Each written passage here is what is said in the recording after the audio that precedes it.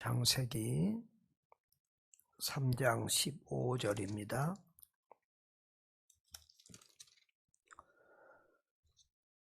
창세기 3장 15절 같이 읽겠습니다. 내가 너로 여자와 원수가 되게 하고 내 후손도 여자의 후손과 원수가 되게 하리니 여자의 후손은 내 머리를 상하게 할 것이요 너는 그의 발꿈치를 상하게 할 것이니라 하시고 아멘. 오늘 아침에는 성경을 좀 몇 군데 이렇게 보면서 말씀 듣겠는데요. 창세기 3장 15절은 하나님께서 사탄을 저주해서 하는 말인데요. 여기에 예수 그리스도를 보내심이 예언이 되어 있어서 최초의 복음이다. 우리가 이렇게 말하기도 합니다. 하나님께서 아담과 하와를 넘어뜨린 사탄을 저주하면서 내가 너로 여자와 원수가 되게 하고 내 후손도 여자의 후손과 원수가 되게 한다. 그리고 내 후손은 내 머리를 상하게 할 것이요 너는 그의 발꿈치를 상하게 할 것이니라 그랬는데 바로 이 여자의 후손은 예수 그리스도 보내주실 우리를 위해서 보내주실 메시아를 의미한다고 우리들 이렇게 배우고 있습니다. 그래서 여자의 후손이 사단과 더불어 싸우고 또 십자가의 고난을 당하는 것을 너는 그의 발꿈치를 상하게 할 것이라 이 말씀으로 이렇게 이해를 하고 또 이미 많이 들었습니다. 이렇게 하나님께서는 우리 인간이 죄를 지음으로 말미암아 그 죄 문제를 해결하실 여자의 후손을 보낸다고 말씀하십니다. 여자의 후손이라고 그러죠. 예수님은 남녀 관계를 통해서 온 것이 아니라 우리 주님께서 하나님께서 성령으로 잉태되게 하셔서 여자의 몸을 빌려서 아버지 없이 오는 분이기 때문에 그렇습니다. 그 창세기 3장 15절의 말씀이 이제 좀 더 구체화되어져서 어떤 민족 누구의 후손으로 오는가가 기록된 것이 창세기 22장 17절인데요. 여기서는 그 여인의 후손으로 오실 메시아가 아브라함의 후손으로 오실 것이 기록이 되어 있습니다. 창세기 22장 17, 18절 한번 읽어보겠습니다. 같이 읽어보겠습니다. 내가 내게 큰 복을 주고 내 씨가 크게 번성하여 하늘의 별과 같고 바닷가의 모래와 같게 하리니 내 씨가 그 대적의 성문을 차지하리라. 또 내 씨로 말미암아 천하 만민이 복을 받으리니 이는 내가 나의 말을 준행하였음이라 하셨다 하니라. 아멘. 아브라함이 이삭을 모리아 산에서 제물로 드리는 제사를 드리는 그때 하나님이 아브라함의 믿음을 보시고 복을 선포하신 내용인데요. 내 씨가 대적의 성문을 차지하리라 이 말은 내 씨가 내 후손으로 오는 그가 사단을 이길 것이라는 말씀이지요. 또 내 씨로 말미암아 천하 만민이 복을 받으리라 이렇게 말씀하셨는데 바로 그 씨가 예수 그리스도를 의미하고 있죠. 그래서 마태복음 1장 1절에는 아브라함과 다윗의 자손 예수 그리스도의 족보라. 그래서 구약의 유대인들은 늘 예수 그리스도께서 아브라함의 후손으로 다윗의 후손으로 오신다고 믿고 기다리고 있었던 것입니다. 그 다음에 이제 창세기 49장 10절을 보시면 이제 우리가 아브라함을 믿음의 조상이라고 이렇게 말하지만 실제로 구체적으로는 이스라엘의 조상이 또 야곱이라고 볼 수가 있겠습니다. 야곱에게서 이스라엘의 12지파가 나오거든요.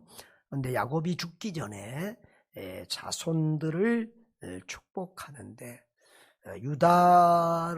유다에게 축복을 비는 그 기도 속에 이렇게 메시아 예언이 들어 있습니다. 10절을 49장 10절을 보면요. 이제 12지파 중에서도 유다 지파를 통해서 유다의 후손으로 오실 것이 예언이 되어 있습니다. 49장 10절 보겠습니다. 같이 읽습니다. 규가 유다를 떠나지 아니하며 통치자의 지팡이가 그 발 사이에서 떠나지 아니하기를 실로가 오시기까지 이르리니 그에게 모든 백성이 복종하리로다 그랬습니다. 이 창세기 49장은 해석이 좀 쉽지는 않습니다. 마침 설교 준비를 하고 있는데 우리 아들이 나와서 히브리어를 잘하니까 창세기 49장 10절을 나는 이렇게 보고 있는데 너는 어떡하냐 이렇게 물었더니 자기도 창세기 연구하면서 이 49장에 제일 많은 시간을 두고 해석을 했다 이런 얘기를 하면서 이렇게 내가 생각하는 것과 같은 말을 해서 고맙다고 그랬는데요. 이 실로라는 말이 이 성경의 지명을 의미하기도 하지만 여기서는 그거보다도 이제 여러 가지 견해들이 있습니다. 전에 성경은 이 규라는 단어를 홀이라고 그랬습니다. 홀.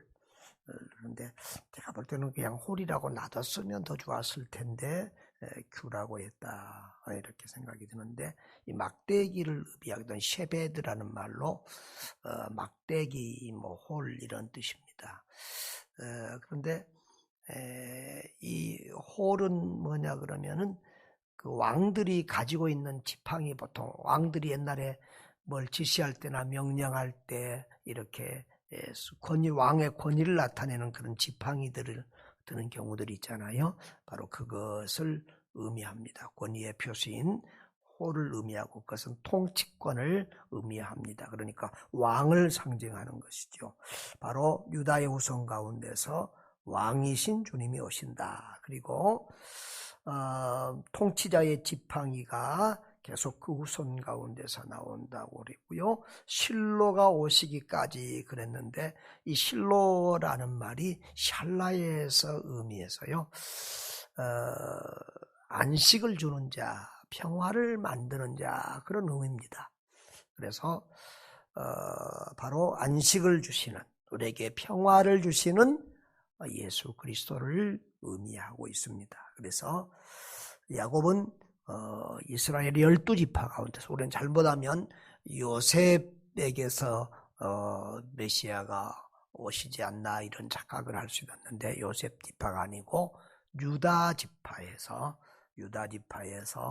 메시아 그리스도가 오신다고 예언되어 있습니다.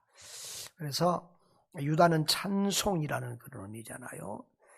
이 유다라는 이름이 아주 가장 흔하게 불리던 이름이었는데 사실은 가룟 유다가 이렇게 예수님을 파는 죄를 범하면서부터는 유다라는 이름을 사람들이 많이 쓰지 않게 됐는데 원래는 유다라는 이름이 굉장히 흔한 이름이었습니다. 그래서 예수님 제자들 중에서도 유다라는 이름들이 더 있죠. 그리고 아주 이렇게 이스라엘 백성들이 많이 부르던 그런 이름이었습니다.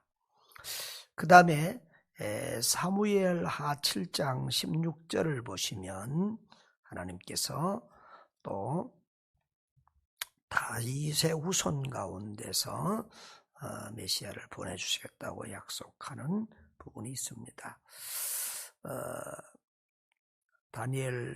사무엘하 7장 16절입니다. 같이 읽겠습니다. 내 집과 내 나라가 내 앞에서 영원히 보존되고 내 왕위가 영원히 견고하리라 하셨다라 그랬습니다. 하나님이 나단 선지자를 통해서 다윗에게 주신 말씀인데요. 다윗이 하나님을 위해서 하나님의 집 성전을 건축하고자 하는 그런 마음을 먹었을 때 하나님께서 너는 피를 많이 흘려서 성전 건축에 합당치 않다. 내 후손이 건축하게 되리라 하고 말씀하시면서 그러면서도 하나님이 다윗을 기뻐 보시고 다윗에게 주신 축복의 음성인데요. 내 집과 내 나라가 내 앞에서 영원히 보존되고 내 왕위가 영원히 견고하리라 그랬는데, 바로 사람의 왕권이 영원할 수는 없겠죠. 바로 이 영원히 내 왕위가 서리라고 하는 말은 바로 다윗의 후손 가운데서 영원한 왕이신 메시아 그리스도가 오신다는 것을 의미한다고 이렇게 학자들은 보았습니다. 그래서 이렇게 이스라엘 백성들은 늘 아브라함과 다윗의 후손 가운데서, 아브라함은 다 이스라엘 아브라함의 후손이니까 그 12지파에서도 유다 지파에서도 다윗의 후손 가운데서 이렇게 이제 점점 압축이 되죠. 인류 가운데서 여인의 후손으로 오시는데, 어디 여인이냐? 유다 지파, 그리고 다윗의 후손 가운데서 오신다, 이렇게 알고 있었습니다. 그래서 신약에서 예수님을 보고 특별히 다윗의 자손 예수여, 믿음이 좋고 영의 눈이 뜨인 사람들은 다윗의 자손 예수여라고 예수님을 부를 때에 그것이 훌륭한 아주 신앙 고백이었던 것을 볼 수 있습니다. 자, 그래서 그렇게 이제 왕정 시대를 지나가면서 이제 수많은 선지자들이 나오게 되는데, 특별히 이사야는 아주 예수님에 대한 예언을 많이 말씀해서 이사야서를 구약의 복음서라고 그렇게 말하기도 하는데요. 이사야는 특별하게 예수님을 하나님의 이름으로 오실 메시아로, 예수님을 하나님이라는 이렇게 이름을 예수님께 메시아에게 붙이고 있는 것을 볼 수 있습니다. 이사야서 7장 14절을 한번 읽어보면 같이 읽습니다. 그러므로 주께서 친히 징조를 너에게 주실 것이라. 보라, 처녀가 잉태하여 아들을 낳을 것이요 그의 이름을 임마누엘이라 하리라 그랬습니다. 예수님의 별명을, 이름을 임마누엘이라고 했는데, 임마누엘은 무슨 뜻이라고 그랬죠? 하나님이 우리와 함께 하신다. 예수님이 오셔서 우리와 함께 하시는 것을 하나님이 우리와 함께 하신다고 이렇게 말씀하고 있고요. 그것을 마태복음 1장 21절에서 인용을 해서 이 말씀을 쓰고 있습니다. 이사야서 9장 6절에 또 보면은, 이사야서 9장 6절과 7절을 한번 읽어보겠습니다. 시작. 이는 한 아기가 우리에게 낳고 한 아들을 우리에게 주신 바 되었는데 그의 어깨에는 정사를 메었고 그의 이름은 기묘자라, 모사라, 전능하신 하나님이라, 영존하시는 아버지라, 평강의 왕이라 할 것임이라. 그 정사와 평강에 더함이 무궁하며 또 다윗의 왕자의 그의 나라에 군림하여 그 나라를 굳게 세우고 지금 이후로 영원히 정의와 공의로 그것을 보존하실 것이라. 만군의 여호와 열심히 이를 이루리라 라고 했습니다. 여기 9장 7절에도 이제 다윗의 왕자에 군림하신다고 이렇게 다윗의 후손으로 오실 것이 말씀이 되었습니다. 이사야는 다윗 왕조보다 몇백 년 후의 사람이죠. 그리고 9장 6절에는 보면 예수님을 전능하신 하나님이라, 태어날 아들을 전능하신 하나님, 또 영존하시는 아버지, 평강의 왕이라고 이렇게 묘사해서 오실 메시아 그리스도가 실상은 하나님이시고 영존하시는 하나님, 전능하신 하나님이심을 이렇게 예언하고 있습니다. 자, 이제 이렇게 구약에 수없이 많은 예언들이 있는데 대표적인 예언들을 이렇게 말씀을 드렸고요. 이제 신약에서는 이제 그 구약의 예언이 성취되어 있는 것을 볼 수가 있습니다. 갈라디아서 4장 4절과 5절을 보겠습니다. 시작. 때가 참에 하나님이 그 아들을 보내사 4절 다 같이요. 때가 참에 하나님이 그 아들을 보내사 여자에게서 나게 하시고 율법 아래에 나게 하신 것은 율법 아래에 있는 자들을 속량하시고 우리로 아들의 명분을 얻게 하려 하심이라. 아멘. 이게 하나님이 예정하신, 하나님이 뜻하신 때가 참에 하나님이 그 아들을 보내셨다. 그래서 여자에게서 나게 하시고 율법 아래에서 나게 하셔서 율법 아래에서 고통을 당하고 있는 죄로 말미암아 사망, 죄의 삭은 사망이라고 하는 이 율법을 아래에 있는 자들에게 우리의 죄를 속량하시고 또 우리로 하나님의 아들이라고 하는 명분을 얻게 하기 위해서 그 아들을 보내셔서 누구에게서 나게 하셨다고요? 여자에게서 나게 하셨다. 아까도 말했지만 예수님은 남녀관계를 통해서 오신 분이 아니기 때문에 성령으로 잉태되신 분이기 때문에 여자에게서 나게 하셨다는 것이 강조되고 있습니다. 그 다음에 이제 누가복음 2장을 보면 2장 1절부터 우리 7절을 보고 말씀을 마치겠습니다. 이제 실제로 예수님이 이 땅의 역사 현장에 구체적으로 이제 출생하신 사건이 기록이 되어 있습니다. 다 같이요. 누가복음 2장 1절부터 시작. 그때 가이사 아구스도가 영을 내려 천하로 다 호적하라였으니 이 호적은 구레뇨가 수리아 총독이 되었을 때에 처음 한 것이라. 모든 사람이 호적하러 각각 고향으로 돌아가매 요셉도 다윗의 집 족속이므로 갈릴리 나사렛 동네에서 유대를 향하여 베들레헴이라는 다윗의 동네로 그 약혼한 마리아와 함께 호적하러 올라가니 마리아가 이미 잉태하였더라. 거기 있을 그때에 해산할 날이 차서 첫 아들을 낳아 강보로 싸서 구유에 뉘었으니 이는 여관에 있을 곳이 없음이로라 라고 했습니다. 예수님이 어느 때에 이렇게 오셨는지가 기록이 되어 있는데요. 이제 마태복음은 이스라엘의 전통적인 것은 이 아버지의 권위, 아버지의 아들이라고 표현하는 그런 시기 때문에 마태복음 이 요셉도 유다 족속이고 다윗의 후손입니다.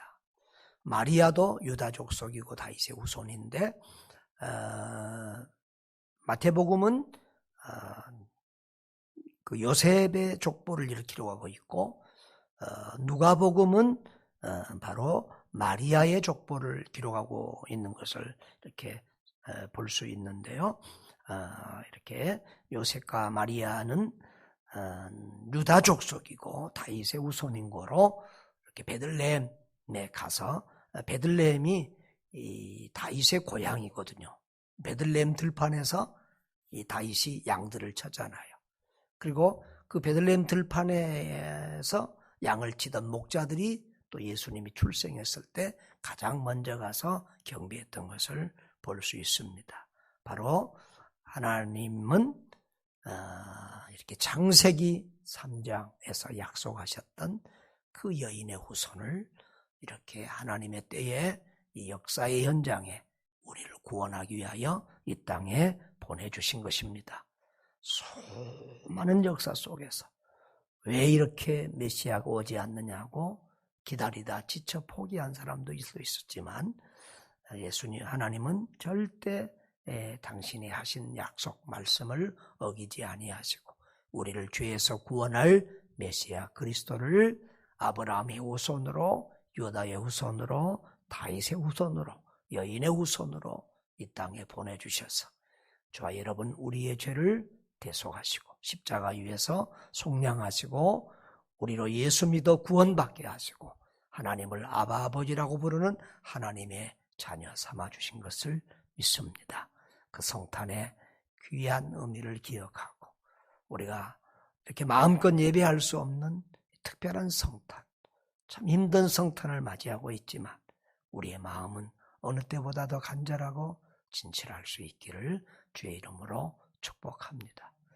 그리고 이 복음이 만방에 전파될 수 있도록 어떤 요즘은 직접 안 만나도 SNS나 여러 모양으로 전파되니까 이렇게 예수 그리스도의 소식이 온 세상에 만방에 전파되고 예수를 믿는 사람들이 이 세상에 가득하도록 그렇게 기도하는 이 아침 되시기를 바랍니다. 다 같이 기도하겠습니다. 존귀하신 주님, 우리 하나님께서 죄로 말미암아 하나님을 배신한 우리 인간들을 구원하기 위하여 여인의 후손으로 메시아 그리스도를 보내주시겠다고 약속하셨고 그 약속을 그대로 수천 년이 지나도 그대로 기억하시고